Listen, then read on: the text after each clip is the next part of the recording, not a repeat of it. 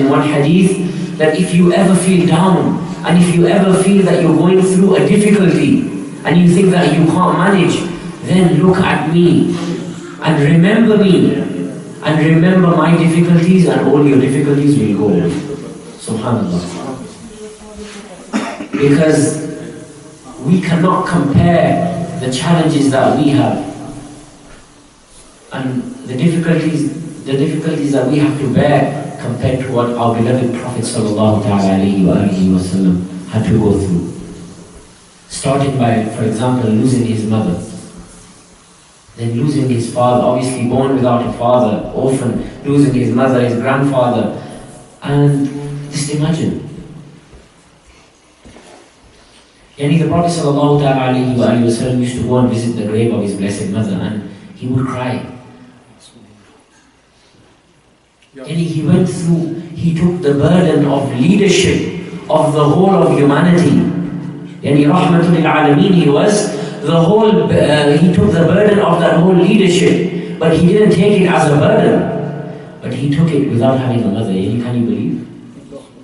We take roles of leadership, we alhamdulillah, we take roles at work and all these things, and we start businesses, but we have the blessings, and we have our mothers by our side, we have our wives by our side, we have our elders by our side. He sallallahu ta'ala alayhi wa alihi wa sallam, at the age of 40, he announces that he's the Prophet, the final Prophet of Allah subhanahu wa ta'ala.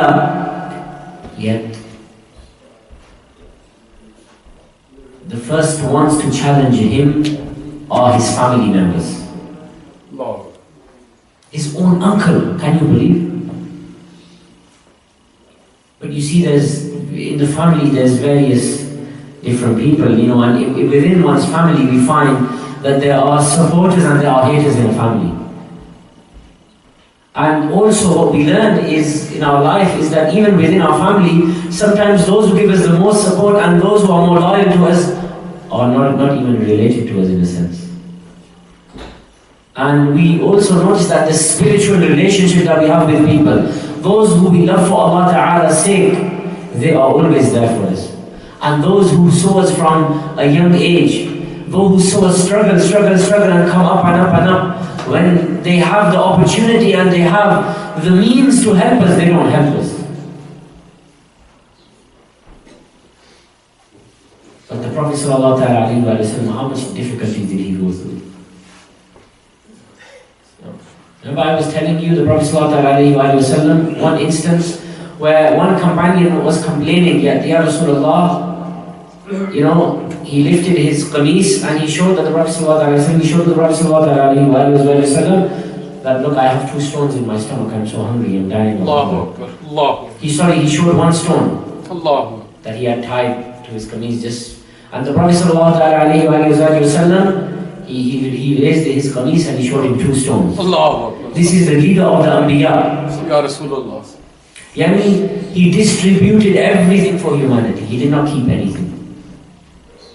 The greatest feeling in the world, my brothers and sisters, is not when we serve ourselves. That's what the materialistic world tells me and you, that the best feeling is when you spend on yourself.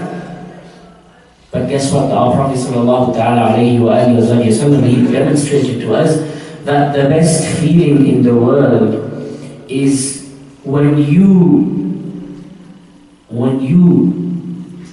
serve someone else, when you bear a difficulty for someone else. He sallallahu alayhi wa sallam, he bared all those difficulties for what?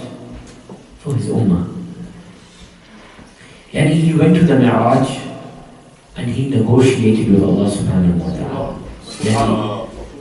And I use the term negotiated because there's no one else who has the audacity to negotiate with Allah Ta'ala. Only the beloved can negotiate with the beloved for his ummah. He did this for he cried for the ummah. And yet we as the ummah now, after all that the Prophet, our leader sallallahu ta'ala alayhi wa sallam, our Imam sallallahu ta'ala alayhi wa sallam, Imam al-Anbiya, after all he did for us, we go through a little difficulty and we start screaming and shouting and yelling and becoming angry and swearing and slandering.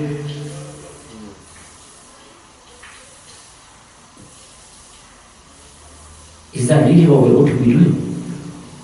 Or should we be a little bit patient in times of difficulty? Sayyidina Ali ibn Abi Talib, karramallahu ta'ala wajhahu al-kareem, he said destiny is 2 days. Your qadr, your fate, your muqaddar, your naseeb is 2 days.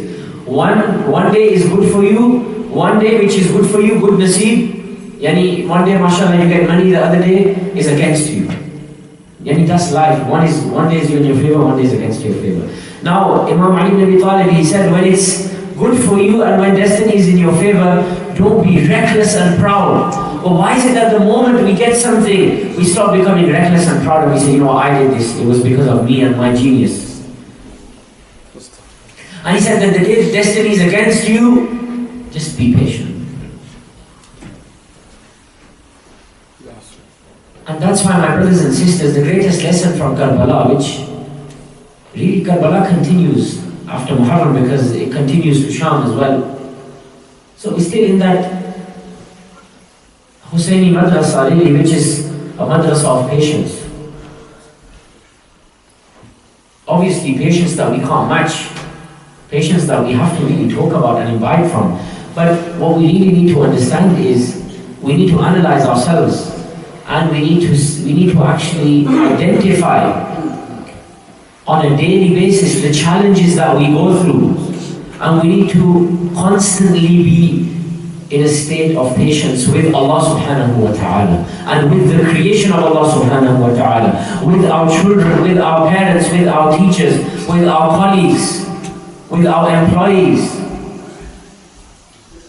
This is the test, my brothers and sisters. When Allah ta'ala says that we created life and death and you were in this world, لِيَبْلُوَكُمْ أَيُّكُمْ أَحْسَنُ عَمَلًا. When is this ahsan amal? When is this greatest action going to emerge? It's going to emerge after patience. It's not going to emerge after. It's not going to emerge without patience. There's no way whatsoever. When does the greatest thing occur? Greatness occurs.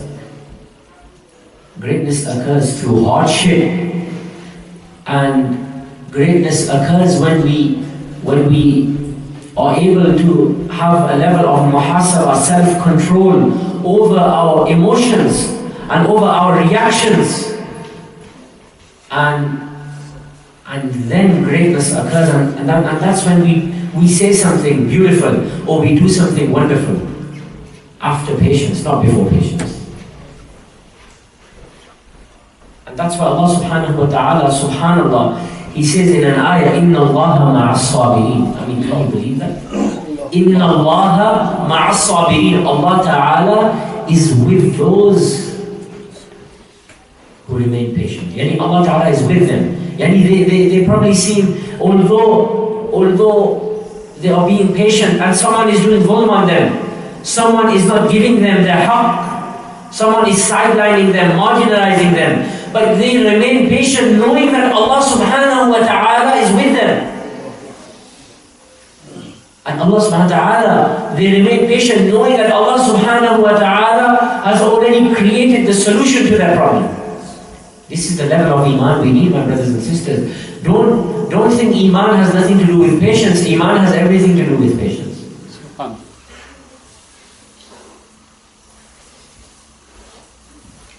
And that's why, my brothers and sisters, we look at the example, after discussing the example of Sayyidina Rasulullah sallallahu alayhi wa sallam, yani the Imam of patience, look at his patience.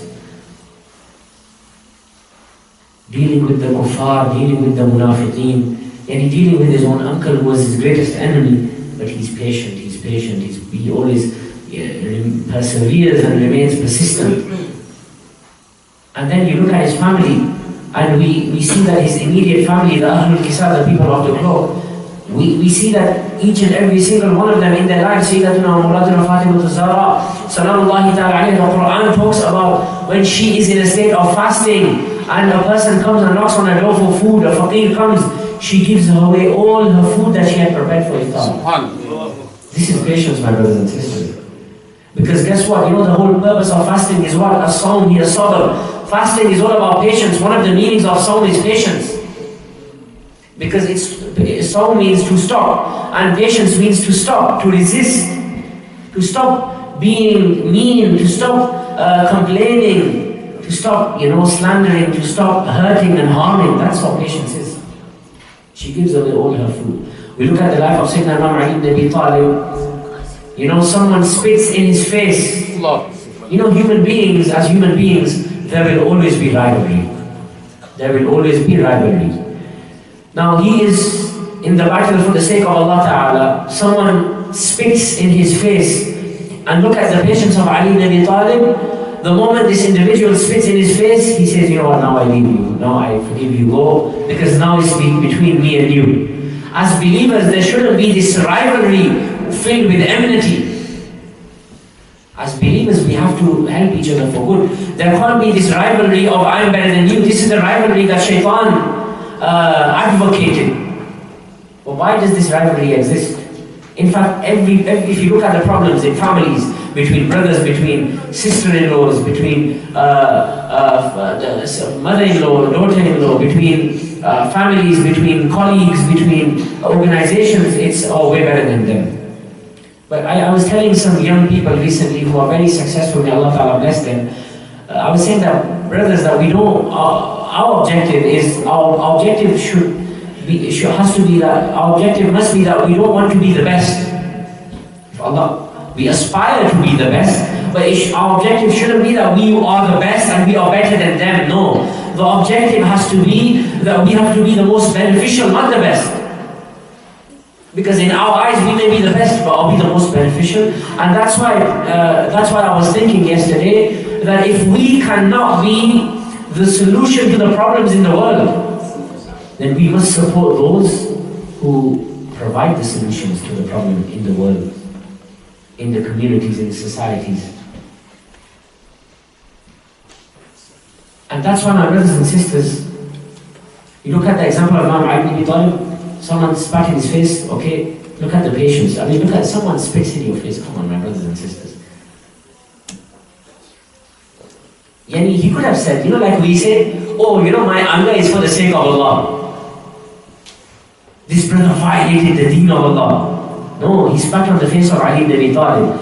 I believe that spitting in the face of Ali ibn Abi Talib is violating the religion of Islam. I believe that. But Ali ibn Abi Talib, he wants us to show us that if someone spits on my face, I let it go. I let it go. Why? Because I don't want you to then, over me, kill one another. And I don't want you to use me as a means of destruction in the ummah, as a means of violence in the ummah. No, he let it go. Look at it. In other words, his letting go of that was teaching us patience. Imam Hassan ibn Ali, Imam Hassan, the son of Ali, the one, his level of patience, those who are cursing his grandfather, those who are going against him and everything, he reconciles with them for the sake of the vision of his grandfather sallallahu ta'ala alayhi wa sallam. Imagine if there's two people, or imagine someone for years, for 40 years, for how many years was swearing at your grandfather, or swearing at your father, swearing, cursing, who was responsible for killing your father. And someone says to you, for the sake of our community, just please unite, The first thing we say is, how about if someone did that to your father, would you unite? But look at the patience of Al-Hasan ibn Ali, look at the leadership of his, that he puts everything aside and he says that the deen of and the flag of my grandfather sallallahu ta'ala alayhi wa sallam and la ilaha illallah Muhammadun Rasulullah is even bigger than Hassan, so I'm going to unite. Look at the patience of Hassan. And subhanallah, look at the patience of Nabi Hussein.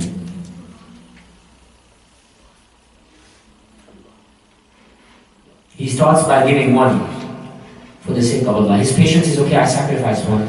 Then 2, then 3, then 4, then 5, and these are not ordinary people. These 72 were the greatest people living in the world. These 72 people were the Muslims.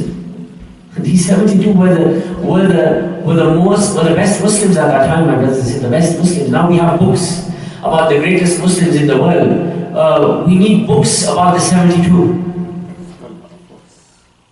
Those 72 were the greatest human beings on the face of the earth. He gives one away, and you know, many times in organizations we look at resources, we look at these things, but you know what makes organizations is not the bricks, it's not the money, it's the volunteers. It's those who give their blood and sweat. Like mashallah, we have brothers in this organization, we have sisters, and like everyone, Allah Ta'ala bless everyone. May Allah Ta'ala allow us to learn from the 72. I mean, Allah Ta'ala allow us to try to become and want to become like those 72 who sticked in times of difficulty to the vision of Rasulullah sallallahu alaihi wasallam. You know, I said somewhere in the month of Muharram, I was giving a talk on Imam Hussein, wallahi, if we had 72 people, 72 Canadians who were loyal and came forward right now, and they sacrificed whatever they had, we would be able to really portray the true message of Islam, and we would be able to build a legacy, and we would be able to serve the vision of Rasulullah sallallahu alaihi wasallam, the vision of unconditional love and compassion, and we would be able to build leaders. May Allah allow us to become one of those 72, inshallah ta'ala. Gave one away, another one, 3, 4, 5, 6, 7, 8, 9, 10, 11, 12. As of 12 are not enough, 13, 14, 15, 16, 17, 18, 19, 20, 21, 22. Keep going until you reach 72. Yani, in other words, it's the number 72 really, what it demonstrated for Hussein was he gave every single thing, every single asset that he had, he gave it away, one after the other. But unlike in today's day and age, you know, we can give things away, but it's hard to give ourselves away. So we'll give, okay, you know, we'll tell people, you know what, you make a sacrifice, you donate. But leadership is not leadership is not about dictating to others. Leadership is about demonstrating to your team members that you guys give your sacrifice because my sacrifice is going to be greater than yours because I'm your leader. That's what he did. And that's, if you notice as well, Hussein, Imam al-Hussein ibn Ali, his sacrifice happens in the end. You know why it happens in the end? Why? It's because he gave everyone their moment of greatness. You know, Shahada is a moment of greatness, subhanAllah. He gave everyone their moment. He gave Abbas his moment. Have you ever thought of this? He gave Ali Akbar his moment. He gave Ali Asghar his moment. But when the moment of Hussein came, Hussein wasn't there to say, look at me, look at my moment. Like we say, oh, you know, look at me, look at my peak, look at me, look at my...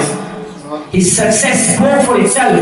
This is the leadership of Hussein ibn Ali. This is the same leadership of Rasulullah sallallahu alaihi wasallam. And what a point.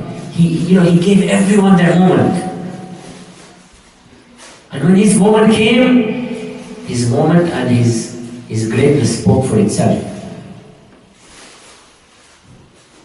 But my brothers and sisters, to wrap up today, my brothers and sisters,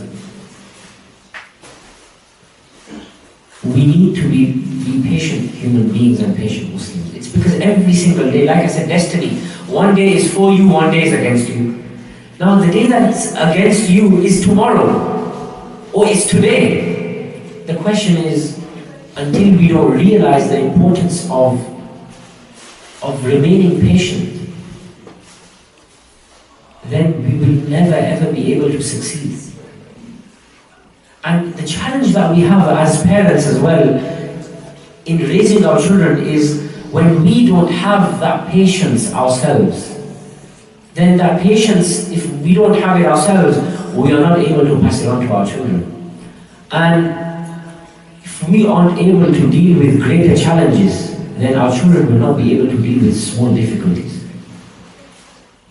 Just look at the example of our parents, my brothers and sisters, those of us who are sitting here today, those who came from Pakistan, India, from the Arab world. Look at their level of patience. They never used to eat. They would live off a certain small amount of money. And their high level of patience built within us a small level of patience. But now, because we've lost that small level of patience, our children don't have any patience. Am I right or am I wrong? And I see this day and out, day in and day out. When I teach children, I see that a lot of the challenges that we have and a lot of the issues that arise within our children are because of the fact that as parents we are not able to transform them by giving them values of patience, by giving them values of simplicity, by giving them values of remaining humble, by teaching them values of being compassionate, by teaching them values of being respectful. These values ought to be given to them, and as these values ought to be transcended down onto them by us parents. So we need to play our role, but by playing our role means as fathers, as mothers, as elder brothers, we need to be patient. We need to be patient, and we need to look at the examples of our Salaf, the Salaf of the Itra, the Ahlul Kisa, the Sahaba, the Khulafa, the Awliya, and most importantly, the example of Sayyidina Rasulullah sallallahu alayhi wa sallam. And his immediate family, there is no better example. There is no better example than the Prophet sallallahu alayhi wa sallam and his immediate family, then his Khulafa. And that's why every single day, every single time, today I was driving yesterday I was driving in the morning. Every single day, we notice that something happens, obstacles come. Someone was supposed to wire you some money, the money doesn't come. Someone was supposed to pay you a salary, the salary is not coming. But that's the whole point. Allah Ta'ala is actually seeing, okay, I'm gonna delay your salary now. I'm going to delay this thing. I'm going to delay the opening of your soul. I'm going to delay this now because I want to see how you react.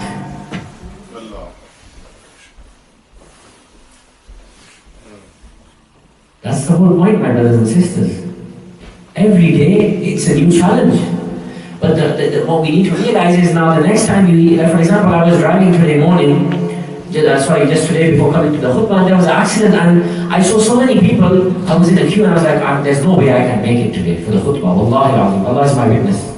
I left early, on time, and because of this it's an accident or roadworks that were going on, and I said there's no way.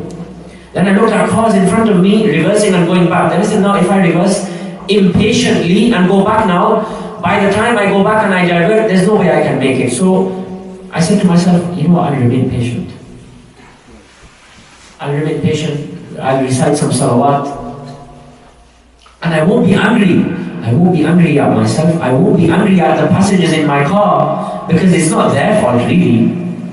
Because as fathers or as leaders sometimes, the moment we have a challenge, we start blaming, we start being angry now. It's your fault, it's your blame game. To the extent, na'udhu we blame Allah, na'udhu billahi min dhalik. Why me, Ya Allah? I prayed 2 rakats salat al-hajj. Why did I not get this?